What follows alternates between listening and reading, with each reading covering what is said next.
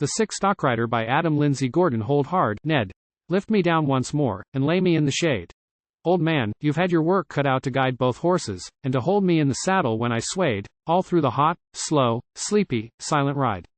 The dawn at Moorabinda was a mist-racked dull and dense.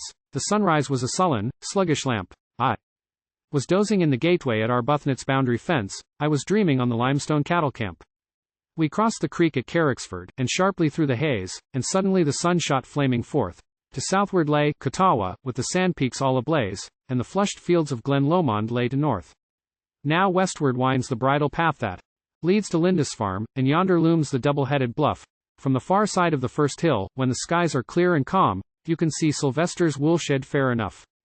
5 miles we used to call it from our homestead to the place where the big tree spans the roadway like an arch.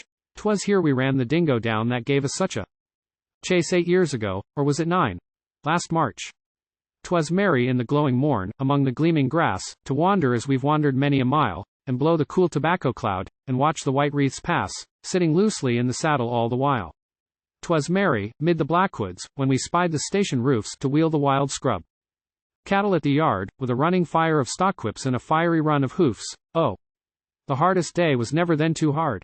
Aye, we had a glorious gallop after Starlight and his gang, when they bolted from Sylvester's on the flat.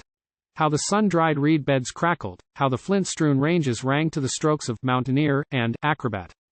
Hard behind them in the timber, harder still across the heath, close beside them through the tea-tree scrub we dashed, and the golden-tinted fern leaves, how they rustled underneath. And the honeysuckle osiers, how they crashed.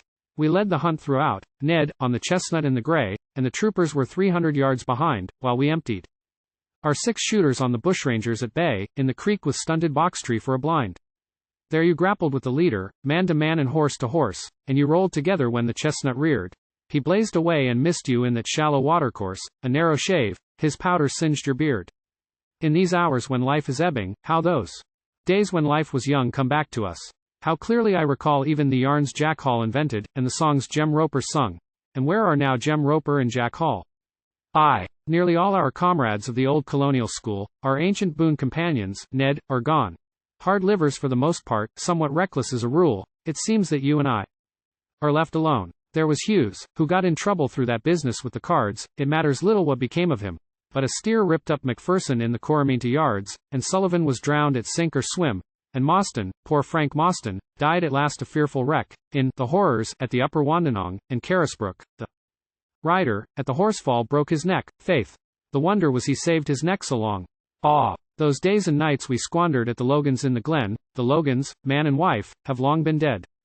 Elsie's tallest girl seems taller than your little Elsie then, and Ethel is a woman grown and wed. I've had my share of pastime, and I've done my share of toil, and life is short, the longest life a span. I care not now to tarry for the corn or for the oil, or for the wine that maketh glad the heart of man. For good undone and gifts misspent and resolutions vain, 'tis somewhat late to trouble. This I know, I should live the same life over, if I had to live again, and the chances are I go where most men go.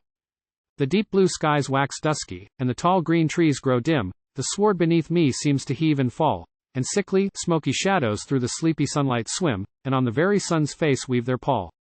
Let me slumber in the hollow where the wattle blossoms wave, with never stone or rail to fence my bed. Should the sturdy station children pull the bush flowers on my grave, I may chance to hear them romping overhead.